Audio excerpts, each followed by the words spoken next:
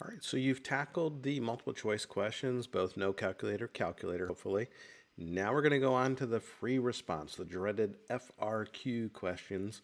We've got two questions. We're allowed to use the calculator on these. We won't need it for everything, of course. And we're going to try to get through it as quickly as we can. Okay, so this first question, it says that Ruth rode her bicycle on the trail and she recorded her velocity. And here's all the information in the table. Now, as I look at the table, the first thing I noticed was that these are all 0.4. And you should be very happy about that. That means we have nicely even intervals. So we can do Riemann sums and stuff if they want us to do that. So that's going to be helpful. All right, for selected values over the first 2.4 hours, as shown in the table. Okay, and also, do you notice here it says the velocity is always positive? So that's nice. That means there wasn't any major crazy turning around or something, I guess. Use the data in the table to approximate Ruth's acceleration at 1.4 seconds. Now, 1.4 seconds is right in between here, right? And acceleration, as you know, acceleration is the derivative of velocity.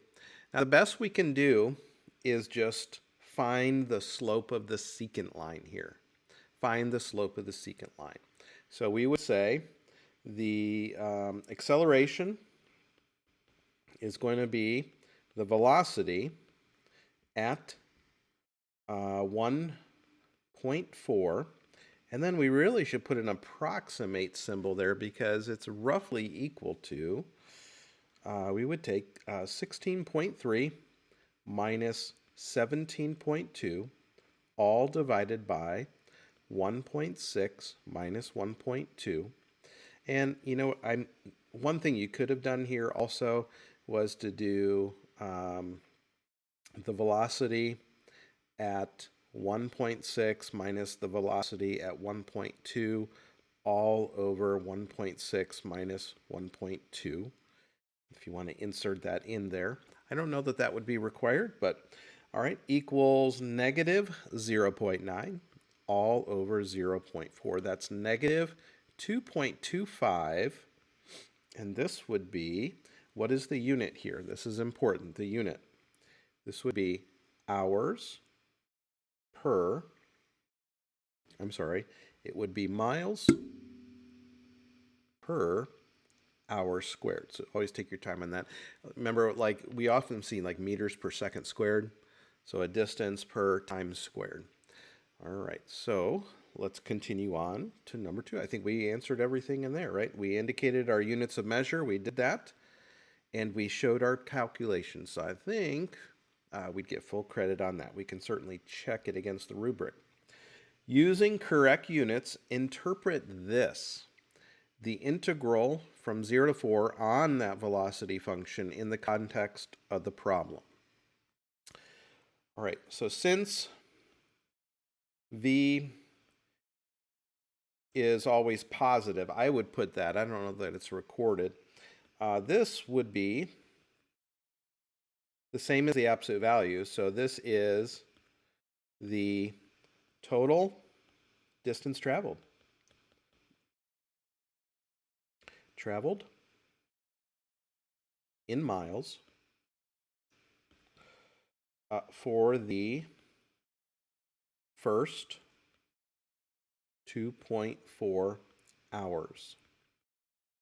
Okay, and then part 2 here says use a midpoint Riemann sum with 3 subintervals of equal length and values from the table. So 3. Well, conveniently, we've got 7 points. So since we have 7 points, we have one rectangle here. Sorry, we have one midpoint here. We can use that as one of them. And then we'll be able to do a midpoint here between that. And then we'll be able to do a third midpoint here. Okay, so the midpoint values are this, this, and this.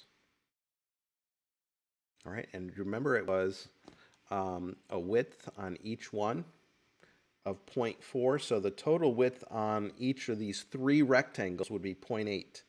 And 0.8 times 3 is 2.4. That gives you the entire 2.4 seconds. All right, so let's get this down. This would be, so it says integral of 0 to 2.4 vt would be, dt, would be approximately equal to 0.8. That's the width of all three of the rectangles, right? They're all 0.8 width. And then we just need to do 11.8, 17.2, and what was that third one? That third one was right here, the 16.8. 16.8.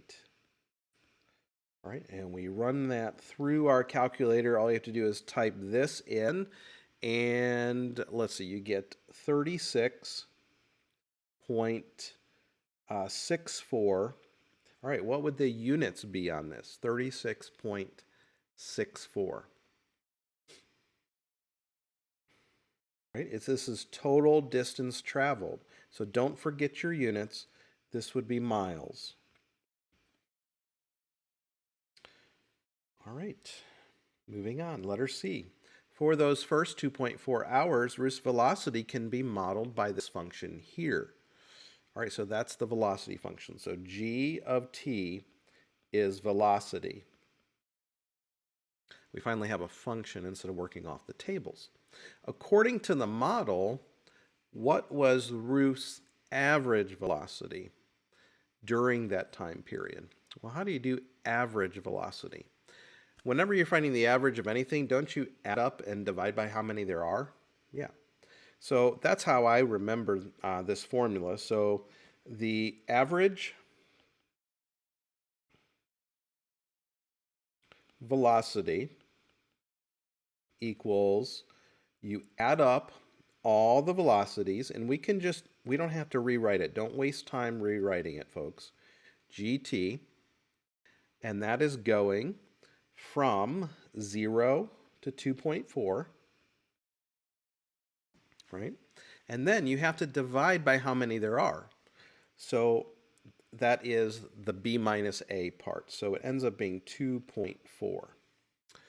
Now, I would like to show you a trick that in the calculator right now that may come in handy. In fact, I think it will. So we're going to come over here to the calculator and actually type in this in under y1.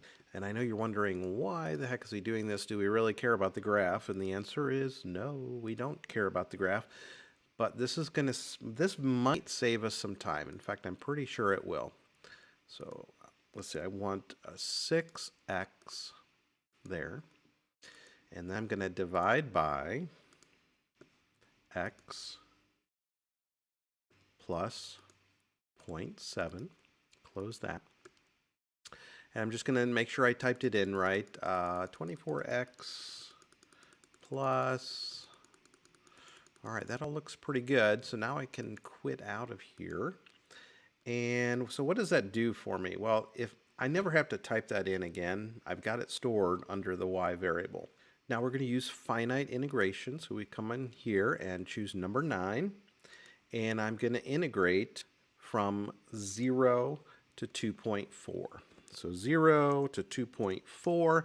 And then on the inside, I'm not going to retype the whole function because I've already typed it in and I've stored it. It's recorded in the y1 variable. So if you hit the vars button on your TI calculator, you can go over to y variables and then choose function and choose number 1. And there it is. And dx is our variable. Now don't forget, we are going to need to divide this. If you look at my whiteboard there, we have 1 over in the front. I'm going to insert 1 over 2.4. So don't forget to divide by 2.4 after you get your answer. So we hit enter and we get 14.06, make sure you round correctly, 4 14.064, and then of course the units here are miles per hour because this was the average velocity. Now we have that stored in V in Y1, so we may end up using that again on part D because I think we've answered everything on this screen now. So according to the model given in part C, Ruth's speed increasing or decreasing at time t equals 1.3. Now 1.3 isn't in that table, so we have to use that function to figure out, first of all, what is the velocity at 1.3. Now the good news is I've stored it in Y1. Let me remind you, here it is. It's in Y1. Now I have to set x to that number though. So here's how you do that. You do 1.3 and then you use that STO with the little arrow. I think about it as like shooting the number into the variable here. We're going to shoot the number 1.3 into the variable x, and it'll say, okay, I did that. Now I'm going to use the y variable. I'm going to select vars, y variable function number 1, and basically it's going to execute that and run 1.3 through that function. I didn't have to type it in again. It sure saved a lot of time. So this is 18.096. All right, and this would be miles per hour. And since acceleration is the same thing as the derivative on our function, I'm going to use my numerical derivative feature on the calculator to do that. So I go to Math. I'm going to go down here to numerical derivative, number 8. And I hit Enter. There it is. We're going to hit dx. All right, so again, y variable. I don't have to type it in again. I hope you are in absolute awe at how awesome this is and how much time this can save you if you utilize it. And then where are we evaluating at? 1.3. So we don't have to shoot any value into x. It does it for us here. So we get 3.761. This would be miles per hour squared. All right, so we have to reason this out. So speed is the absolute value, right? It doesn't matter about sign. So you're speeding up if you're going to the right and acceleration is also going to the right, or if you're going to the left and acceleration is also going to the left. Since these are the same sign, so Ruth's speed is increasing at t equals 1.3 since v of 1.3 equals 18.096, which is greater than 0, and the acceleration at 1.3 is 3.761, which is also greater than 0. Speeding up since velocity and acceleration have the same sign. All right, so it's important to say that you recognize that velocity and acceleration need to have the same sign, maybe at t equals 1.3. All right, so that's question 1.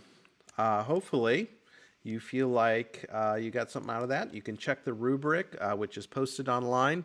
I've got it over here, and I think we did everything that we needed to do. All right, so let's go on to the next one. We'll go ahead and just push forward to the second question on the calculator section. A store is having a 12-hour sale, and the total number of shoppers that have entered the store after the sale begins is modeled by the function that you see here. So people are going in the store. This tells you how many people have entered the store total. At the time t equals 0, when the sale begins, there are no shoppers in the store. All right.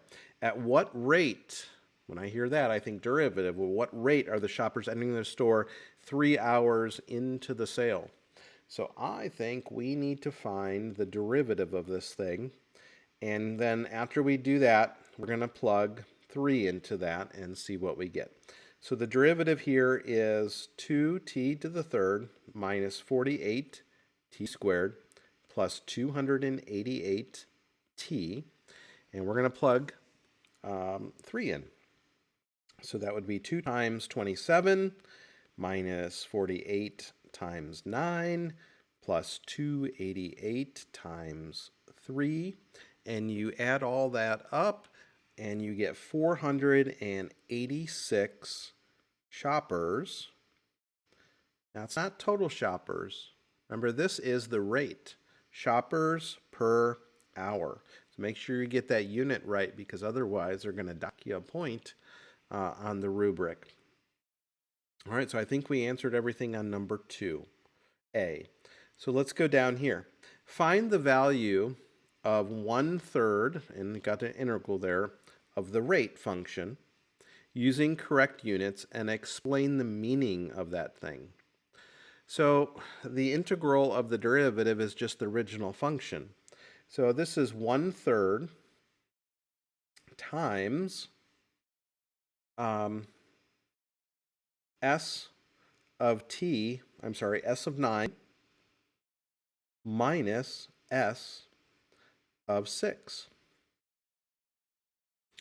So this might be where, you know what, maybe we need to go back and put it in the calculator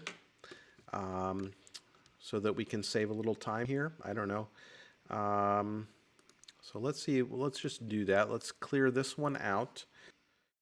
0.5 x to the fourth minus 16 x to the third plus 144 x squared. Now I want to make sure I got that typed in right before I go back down. That looks good. So I can do second quit. And now what I'm going to do is I'm going to shoot the 9 into the x variable. That way it's stored in there. Okay? And then, now that I have 9 stored in there, I can hit vars, go in here to my y function, and that is going to give me what s of 9 is. So this would be 1/3 times the quantity, 3280. So I'm hoping that time that I put in up front will save the day. So now I'm going to run 6 into x, and then just do the same thing again. I can come up here and just hit enter, I believe, and save some time. 2376. And you can now type that in your calculator, and you should get 301.5. All right, so we found the value of it. Using correct units, explain 1/3, the integral 6/9 on this rate function is the average rate that shoppers are entering in shoppers per hour. So if you want to put shoppers per hour up here, that should do it. So is the average rate that shoppers are entering the store in shoppers per hour. Okay, so I'm just checking my work to make sure I got everything, and it looks like we did. We got it. That's all we have to do there. All right, so letter C. The rate at which the shoppers leave the store is given by the rate, that's the rate function, is measured in shoppers per hour, is modeled by this function here. That's a rate function. According to the model, how many shoppers are in the store at the end of the sale time? Well, shoppers are going in according to S of t. So we're going to have this new function. I could call it f of t, or the number or something. It's going to be the number that have entered minus the total that have exited. Now remember, L is actually a rate function. So it would be the integral from 0 to t on negative 80. Well, let's save time and just write L of t, dt. All right, so according to the model, how many shoppers are in the store at the end of the sale? So we would have to do S of 12 minus the integral from 0 to 12 on L of t dt, on L of t dt. So we already have S. We already have S in there. So let's just go ahead and utilize that. We're going to, what do we do? Number 12. So we're going to shoot 12 into X.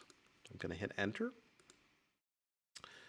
And now I'm going to go back up to that Y variable again and hit enter, run it again. So this is 3456 have entered during the entire course of that 12 hours. And now we're going to see how many people have left. Now, we have that ugly function up there as well. And we might need to use it in part D again. Right? So I'm wondering if we shouldn't put it in on Y2. So let's just go ahead and do that just in case. All right, so this is going to be negative 80 plus 4,400 divided by the quantity, x squared, minus 14x plus 55. Just checking my work before I go on. See, so that didn't take that long, right? So now we do second quit, and we're going to go to math. We're going to finite integration this thing, 0 to 12. But this time we're going to use y2. So I'm going to go over here to my y variables, and I'm going to hit number 2 to get y2. And this is dx. All right, let's see what we get. We get 3260.298316. And then I'm just going to subtract my 3456. Hit enter. Of course, don't worry about the sign. This is negative 195. Well, I said don't worry about the sign, and then I wrote it, right? It's 195.702. There are approximately 196 shoppers in the store at t equals 12 hours. All right, so this, we've got our units here, shoppers, and we went ahead and rounded it to the nearest whole number, just like they said. Make sure you follow the directions. All right, I think we answered everything there, and the good news is we have both functions stored now in our calculator for part D, just in case we need it. Using the given models, I think they may come in handy. Find the time at which the number of shoppers is the biggest. Ooh, that sounds like a maximizing problem, doesn't it? So you remember how we do maximizing? We find the derivative and we set it equal to 0, and that's a horizontal tangent, and then we hope that that's a maximum. Now we'll need to check that we're underneath on both sides, but that's how we're going to do it. So let me erase that. We don't need all that there, right, to gum up our answer. Using the given models, find the time. So we're going to find the derivative of this thing up here, which would be, so the number at any given time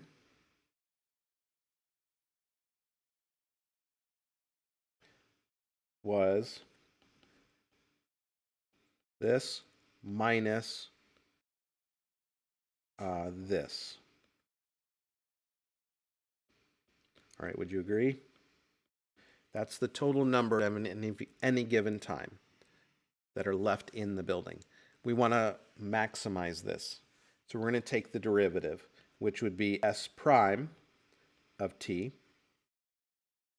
minus, now the derivative of this is just L of t. And we set that equal to 0, and we solve it. Now, so we had the derivative function earlier. The derivative function is right here. 2t to the third minus 48t squared. 2t to the third minus 48t squared plus 288t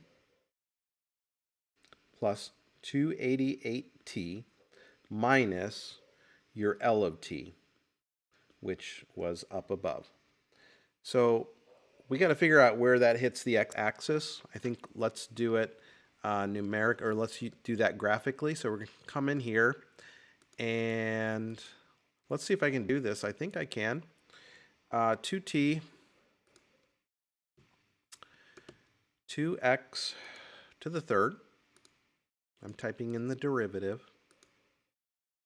minus 48x squared plus 288x. All right, just double check that I typed that right. Minus 48x squared plus 288x minus, all right, so I'm just going to put, I'm pretty sure I can do this. I'm going to put that y1 in there. I'm going to go to vars. Y2 is going to go in there. Okay. All right, and then I'm going to come over here, and I'm going to turn these graphs off so that they don't distract us.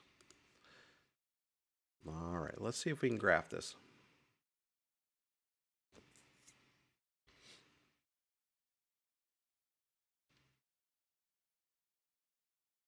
All right, so it does look like it hits the x-axis somewhere in here, right?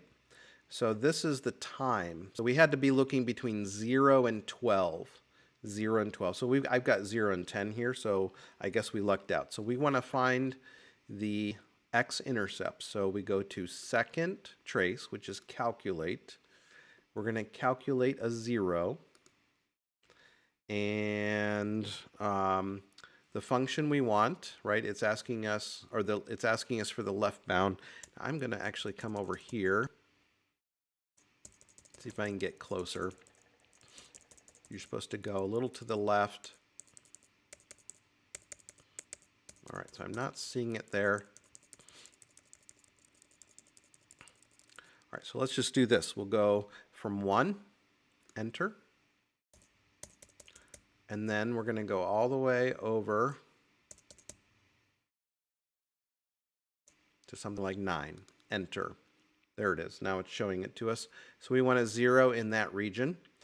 And sure, the guess can just be that. And we hit enter. 0 is at 5.5450066. All right, so now I'm going to, now x has that number in it. Don't forget, x has that number in it, so that we're going to use that to our advantage.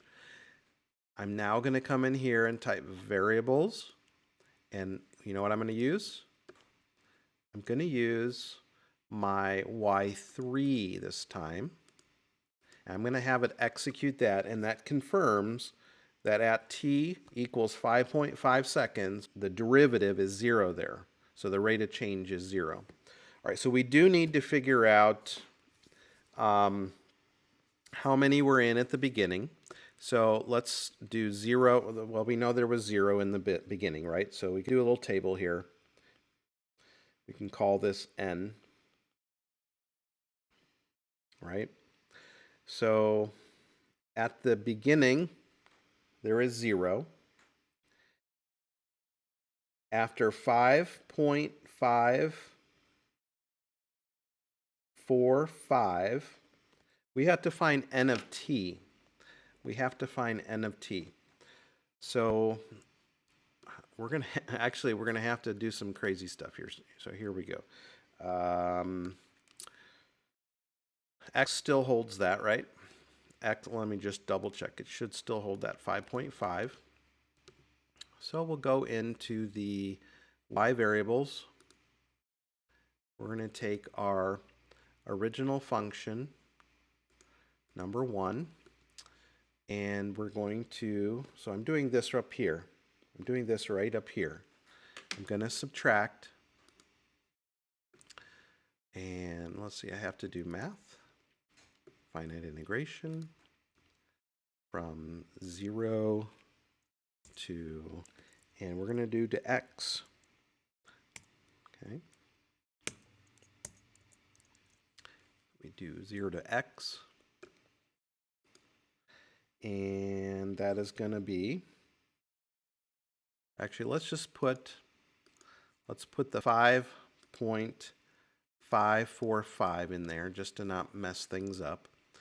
And then, do you remember that y2 holds the other thing here? So we go over to y2. 1, 2. Oops, what did we just do? Variable 1 and then 2. There it is. dx. All right, this should be how many people are in the building after 5.545. This is 1361.863. All right. And then at t equals 12, let's see what's happening at the end. All right, so I just back this up.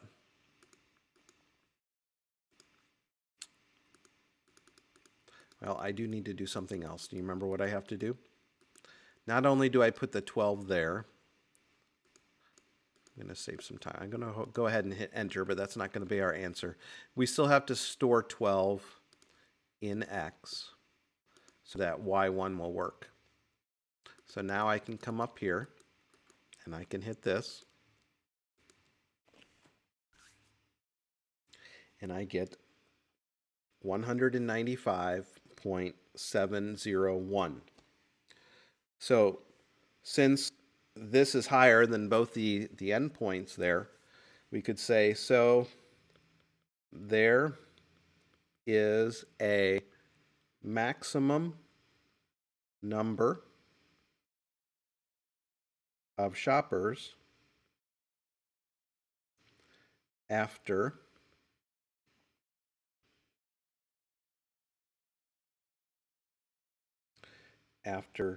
t equals 5.545 hours. All right.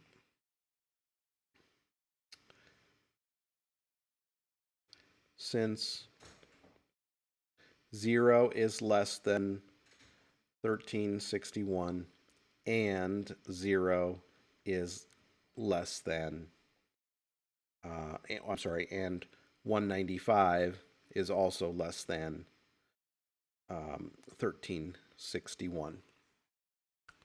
All right, so the justification on the rubric is really they're using this table to show that, and then you just have to really spell it out what your answer is, and make sure you have your units there in the end. That's really important. So The important thing in the rubric, it says that that you wrote that somewhere, and that you were analyzing that for where it hits 0. All right, we'll go on to the no calculator section next. So hopefully this is helpful. I've enjoyed going through this exam for you. All right, we'll see you next time.